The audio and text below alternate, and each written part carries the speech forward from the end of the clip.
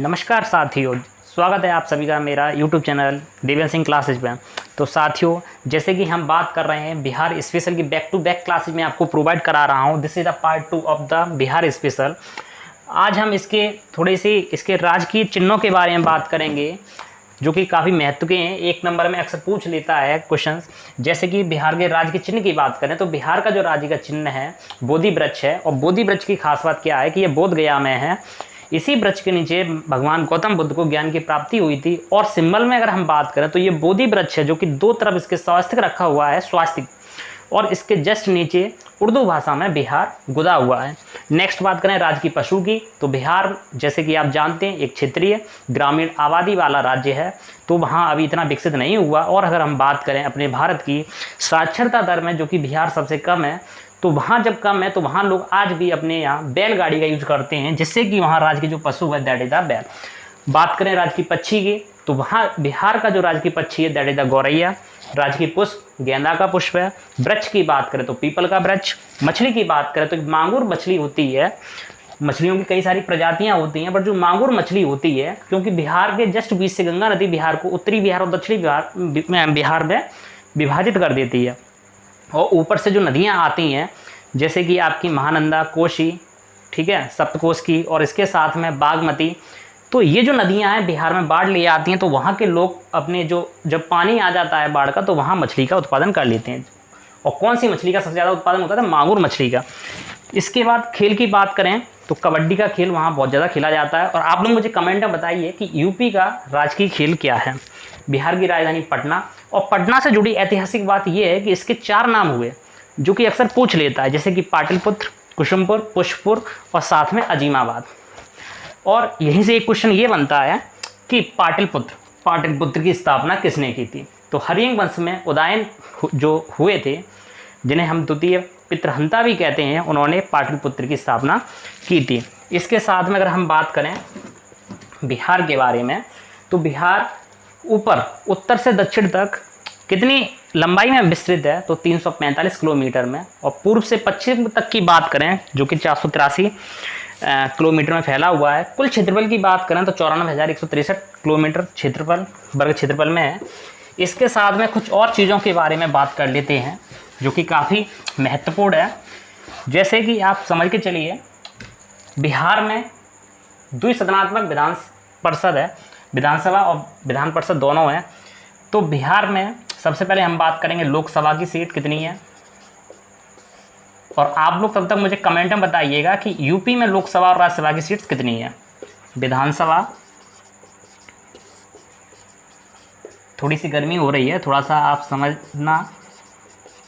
विधान परिषद, ठीक है।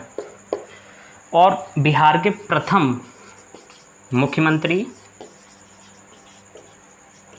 और प्रथम राज्यपाल कौन थे?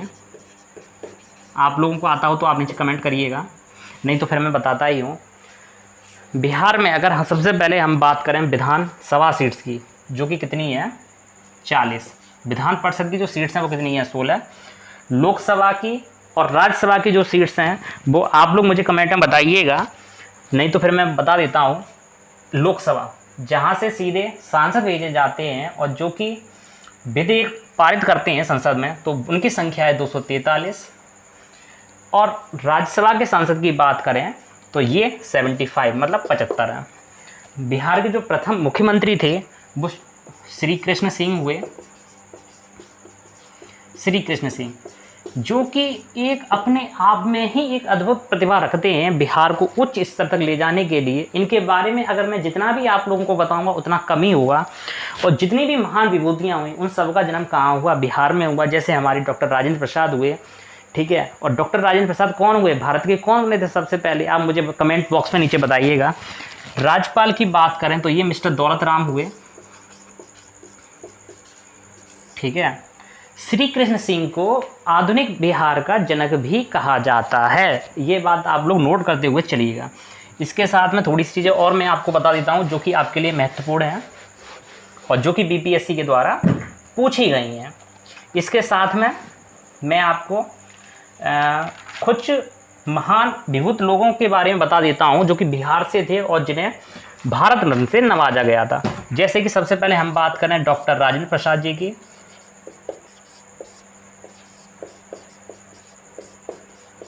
ठीक है, इन्हें जो भारत रत्न था कब मिला गया था?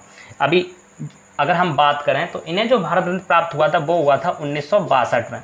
इसके बाद आगे अगर हम बात करें डॉक्टर जाकिर हुसैन की, ठीक है, ये भी कहाँ से बिलोंग करते थे? बिहार से। इसके बाद जो हमारे मौलाना अबुल कलाम आज़ाद थे, सबसे कम उम्र में कांग्रेस के अध्यक्ष हुए थे, 2 बार हुए थे वो भी, मौलाना अबुल कलाम आज़ाद, ये कहाँ से बिलोंग करते थे? बिहार से।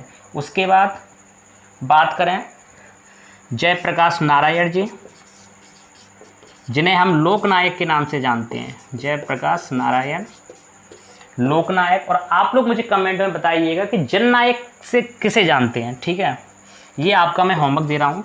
दूसरा हम बात करेंगे बिस्मिल्लाह खान जी की। बिस्मिल्लाह खान जी के बारे में ऐतिहासिक बात यह है कि जब देश आज़ाद हुआ तो 15 अगस्त को लाल किले की प्राचीर पर रात्रि में जो शहनाई बजाई थी वो किसने बजाई थी? बिस्मिल्लाह खान जी ने। तो डॉक्टर राजेंद्र प्रसाद जी को जो भारत रत्न की प्राप्ति हुई 1962 में। वहीं हम डॉक्टर जाकिर हुसैन जी की बात करें तो 1 साल बाद मीन्स 1963 में। मौलाना अबुल कलाम आज़ाद जी की बात करें तो 1992। इसके बाद Jayaprakash Narayan ji 1999।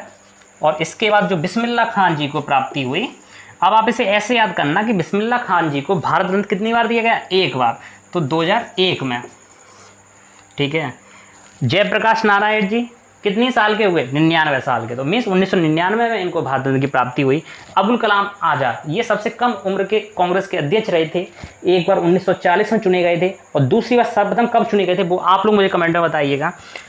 Doctor Rajendra Prasad 1962 and doctor Zakir Hussain 1963। ये सब कौन थे हमारे देश के, ये आप मुझे बताइएगा। सबसे पहले अगर हम प्रधानमंत्री की बात करें कि भारत के सर्वप्रथम प्रधानमंत्री कौन थे, ठीक है, आप मुझे बताइए। और सबसे पहले राष्ट्रपति कौन थे? दिस इज़ योर होमवर्क, आप नीचे कमेंट बॉक्स में करिएगा, ठीक है। नेक्स्ट वीडियो में हम उस वहाँ की बिहार की नदियों के बारे में बात कर लेंगे, उसके बाद खनिज संसाधन के बारे में बात कर लेंगे और जो महत्वपूर्ण व्यक्ति हैं उनके बारे में बात करेंगे और साथ में जो आंदोलन हुए, जो क्रांतियाँ हुई, क्योंकि जो भी क्रांति हुई उसका प्रमुख केंद्र बिहार ही रहा है और वहीं से उसकी शुरुआत हुई। और उसके बाद नेक्स्ट वीडियो में बात कर लेंगे कि बिहार में कैसे यूरोपीय कंपनियों का आगमन हुआ, जैसे कि डच हुई, ठीक है, ब्रिटिश हुई, फ्रांस हुई, डेनिश हुई, उन सबों ने कैसे वहाँ फैक्ट्री वगैरह लगाई। तो इस धीरे धीरे करके हम अपने ऐसे बिहार की इतिहास, भूगोल और जो भी वहाँ की राजनीतिक परिप्रेक्ष्य है वो सब हम अपनी धीरे धीरे अपनी वीडियो में कवर कर रहे होंगे, जिससे कि हम बिहार में एक अच्छे खासे आप लोगों को शिक्षक बना सकें। चलिए वीडियो को यहीं विराम देते हैं, बने रहिएगा, चैनल को सब्सक्राइब कर लीजिएगा, ठीक है।